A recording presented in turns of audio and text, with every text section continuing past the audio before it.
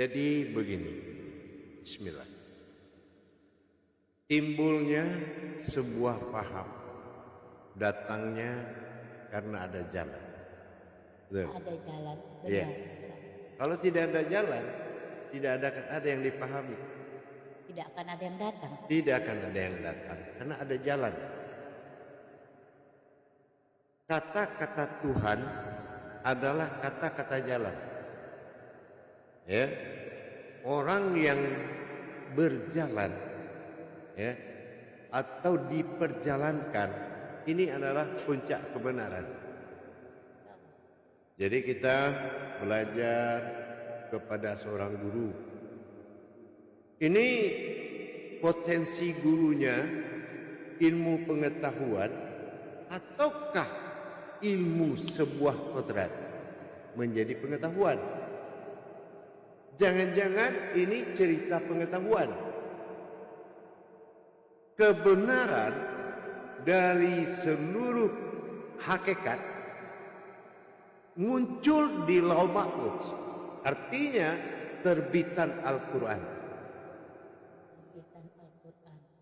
Kalau Al-Quran ini penjelmaan dari yang tidak terlihat, tersirat, itu bukan Al-Quran namanya.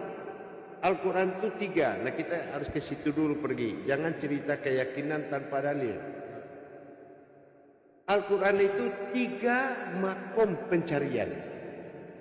Al-Qara, dia kan dari Iqra. Ada orang yang hanya bisa membaca tulisan, tapi tidak bisa membaca di balik tulisan. Nah, itu. Yang kedua, Al-Quran, masuk alif lumahu, artinya menjabarkan makna. Ya, ini penyebab tidak tahu dia ini. Karena untuk hakikat hakiki itu dibawa pergi oleh wahyu. Wahyu, saripati dari wahyu itu adalah kodrat ruh hayat Rasulullah. Makanya penjabaran itu adanya di tangan Rasul, tidak dituangkan dalam Al-Quran, tapi ada tanda dalam Al-Quran. Maka dikatakan Al-Quran itu adalah tanda-tanda bagi yang berpikir, tulisan bagi yang tidak berpikir. Itu beda. Kalau tulisan bagi yang berpikir, dia nggak ada ilmunya. Al-Qara, tapi yang berpikir Al-Quran, mulai dia menjabarkan makna atau menjabarkan makna. Di balik itu ada lebih dalam lagi, yaitu sebuah penglihatan, melihat rahasia di balik tulisan, namanya Al-Qur'an. Ada ain melihat atau memandang. Nah, itu kan di sini juga kita sama arti melihat tulisan Allah. Apa yang ganjil dalam tulisan itu yang menarik perhatian bagi yang berpikir? Kalau bagi yang enggak berpikir, bodoh amat. Yang penting dibaca sesuai tasawuf, sesuai tasdik Allah.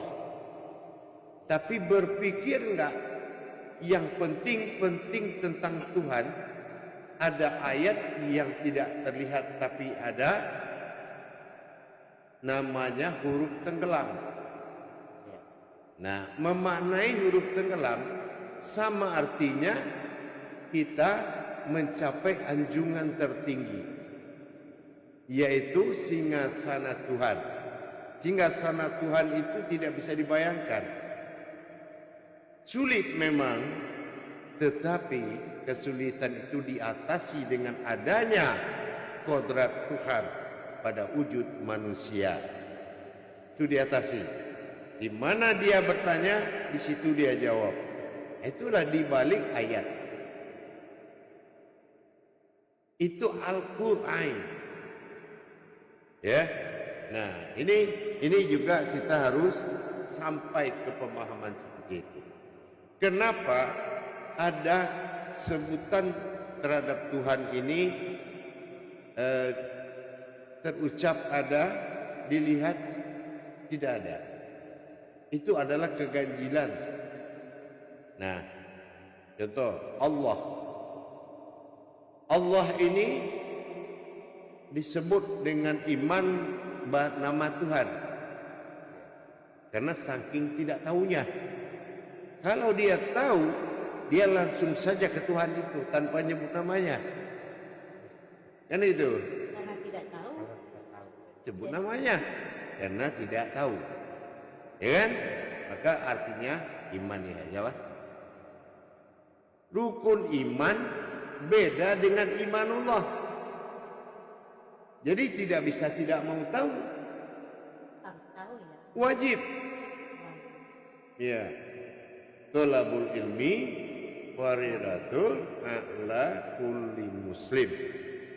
Setiap yang mengaku Islam wajib belajar menuntut ilmu. Faqulu min bi khairi ilmin ya'malu wa amalahu daruratul la tuhabalu. Belajar, beramal, beribadah tanpa ilmu pengetahuan maka amal ibadah itu ditolak, la tuhabalu, tidak diterima atau dikembalikan. Makanya senang hatinya pulang sholat. Kenapa? Karena amal itu dibawanya lagi pulang. Ya kan? Tapi orang yang berhasil sholatnya, sentuhan membuat kesadaran tertinggi itu datang. Bukan gembira. Karena dia tidak bisa mengucapkan apa yang dia alami saat sholat itu. Maka dia pulang itu menikmati sekali. Sehingga dia melakukan zikir-zikir sebelum pulang. Saking tidak puasnya pertemuan sesaat. Seharusnya zikir itu sebelum sholat. Ya. Ikimi sholatana li zikri. Surat Toha 14. Mendirikan sholat itu untuk mengingatku. Karena dia tidak cukup waktu untuk mengingat, dia laksanakan zikir. Tapi sekarang mana? Belum juga berdoa imamnya, jamaahnya hilang. Karena sholat tidak fardu lagi. Karena sudah menjadi kewajiban. Fardu kifayah. Fardu ainnya hilang. Makanya dia langsung pulang. Begitu imam menoleh ke belakang, tinggal marbot yang duduk sendirian. Jamaah yang bilang amin tadi sudah nggak ada. Ya kan? Nah, inilah tidak terhubungnya keakuanku dengan dia. Berarti ini sudah mencapai dia tadi. Nah, gitu. Ini jalannya tadi ya. Iya. Berarti harus Contoh. mengetahui dulu. Harus. Seandainya ada seseorang yang sedang lagi jatuh cinta, terus ada temannya bertanya, itu pacar kamu cantik? Oh loh, kalau dia nggak bisa saya ungkapkan segalanya. Nah begitu, dia tidak bisa menerangkan tinggi, putih, hitam manis, karena junjungan. Di mata dia itu sangat lah. Melebihi segalanya. Melebihi segalanya. Sampai sehingga tidak bisa menguraikan satu persatu. Ya. Coba kalau rasa itu ada di saat kita menyebut nama Allah. Kemana kita arahkan ketuhanan kita dengan kalam Allah? Kemana kita arahkan? Kalau kita tidak tahu jalur dia di nama itu. Ya kan? Siapa yang bernama Allah? Aku. Allah. Aku itu siapa? Itulah dia.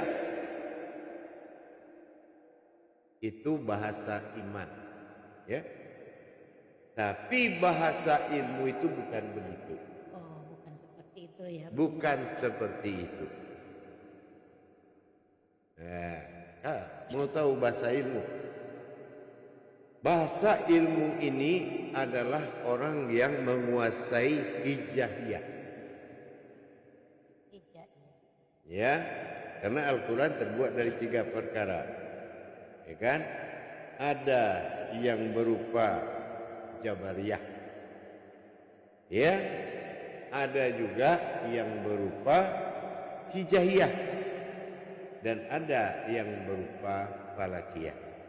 Kalau Falakiyah itu angka. Angka dalam Al-Quran tidak lagi angka, tapi sudah menjadi ayat. Namanya Falakiyah. Satu tidak akan dikatakan satu, tapi aku ada pada satu. Dan gitu. Nah, itu Falakiyah. Jadi kalau kita melihat Hijaiyah, ini perkara dia ini akan terhubung kepada dia pelaku dan dialah Tuhan. Ini dua ini. Berarti kalau Falakiyah itu dia berlakunya itu 2 di dalam 1. Ya. Penyebutan dia itu ada 2. Karena itu adalah kata sembahan, junjungan bagi yang menyembah. Nah ya, bagi yang menyembah. Dia punya Tuhan. Dia adalah Tuhan. Nah ini beda. Bedanya itu seperti apa? Nah, biar pemirsa lebih penasaran. Ya. Insyaallah. Ya. Di ketuhanan, dia adalah Tuhan dari sekalian alam. Itu adalah ketuhanan. Wujudnya rahmatan fil alamin jatuh kepada Muhammad. Ya, itu dia. Di mana kita lihat dia itu dalam ejaan tasawuf waw. Waw itu dibaca hu. Hu itu dia. Ya, waw. Maka kalau kita melihat kepada huruf tadi, itu harus dapat wujud yang menyatakan dia.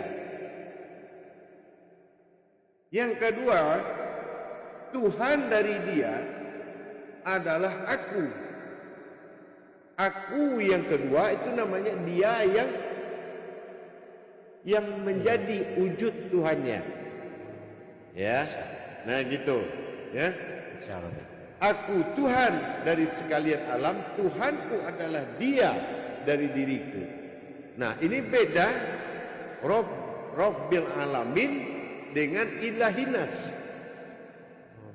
Nah, Berarti Buya, mungkin begini ya junjungannya, kalau alam junjungannya Muhammad. iya, Muhammad junjungannya Allah. Nah, dan Allah junjungannya aku. Mungkin seperti itu. iya, aku Allah. Hu Allah. Nah, kalau Allah menyebut aku itu dia. Iya. Ah, ya. Nah, itu dia. Nah, makanya siapa dia itu? Itulah domahu. Wow kecil kalau orang tua-tua bilang. Kalau wow kecil berarti Maha Esa. Maha Esa. Kalau wow besar, Maha besar. Artinya apa? Allah. Allah. Inilah wow yang terucap tapi tidak terlihat. Tersembunyi. Tersembunyi, namanya huruf tenggelam. Huruf tenggelam. Dan Tenggelam dalam wujud batin, bukan sirna. Tapi alif domah u, ya, itu dikatakan domah itu waw kecil. Nah, itu larinya adalah hu. Hu. Ya. Kalau hu artinya juga dia. tetapi terlihat begitu. Tidak. Soal terlihat dan enggak terlihatnya nanti. Ya. Kalau kita menjunjung kepada junjungan, maka junjungan itu pasti punya Tuhan. Kita suka motor, motor ini milik siapa? Pasti ada pemiliknya. Nah, gitu. Sama dengan kita mengadakan pujian, ya, atas nama alam memuji Tuhan. Ini Muhammad.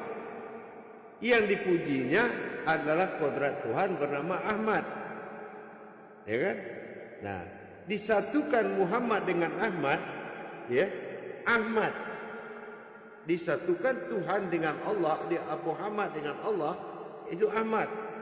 Adalah Allah zat, Muhammad adalah nur. Nah kan gitu. Nah itu namanya Ahmad. Ahmad ini kodratnya dia itu disebut hamdu. Nah gitu ya. Kata Buya harus ada jalan. Harus ada jalan. Mengetahui kepada kebenaran itu, mengetahuinya harus ada jalan itu sendiri. Insya Allah, silakan. Mohon izin Buya, mengenai tadi yang sudah diuraikan oleh Buya, mengenai bahwasannya di situ adalah aku dan dia, bahwa dia itu adalah yang dikatakan ada dia sebagai keumatan, atau dia yang disembah oleh sekalian alam, dan dia adalah Tuhannya dia. Apa seperti itu Buya? Dan di situ satu lagi Buya, mohon maaf, yang dinamakan hu tadi yang dikatakan Buya, di situ ada waw besar. Nah, waw besar ini adalah yang tenggelam. Nah, yang tenggelam ini apakah yang dikatakan dia itu Buya? Mohon penjelasan Buya. Ya. Allah, dia berkalam tentang Tuhan ini harus pasti-pasti. Ya, Tuhan bukan pendapat seseorang. Ya, nah, Allah sama saya, siapa? Air hayat, air hayati. Kalau saya nggak bayangin, kalau saya nggak nyata, di mana saya mau mengarah dia? Berarti ada yang dituju, ada yang Nah itu tadi, orang yang berjabariyah itu setelah mengalami. Gak bisa kita hanya menyebut dia, tapi kita tidak tahu jalannya. Allah itu ada tulisan, jangan-jangan tulisan ini yang menjadi Tuhan. Nah ya, kan menyembah tulisan kalau nah tulisan. seperti kan begitu, ya. Nah, ya, nah, tulisan ini pertama dinamakan dia asma sebagai sebutan, ismi sebagai dasar, isim sebagai pelaku. Jadi asmaul husna itu tiga dia, asma, ismi, isim. Asma sebutan kodrat alam, Allah, alif lam lam ha, banyak di dalamnya. Ismi sebutan dari saripati alam tersebut, wujudnya disebut Muhammad, ruh sul Allah. Ya, nah isim itu adalah wujud dari tulisan itu. Ya, nah itu namanya isim. Nah, jadi nggak mudah ya, di nama Tuhan aja 1000 jalan pun untuk meruntuhkan nama Tuhan, tidak, dia tetap jadi Tuhan. Nah kalau zaman dahulu itu kafir Mekah itu berusaha, mari kita permalukan Allah dengan menghina namanya. Caranya kita buang alifnya. Nah seperti apa nanti hinanya? Rupanya tinggal tulisan Laha, Maha Kuat. Wah kalau gini kita buang aja lah huruf lamnya, ya kan? Tinggal lagi ha, tambah kuat lagi aras.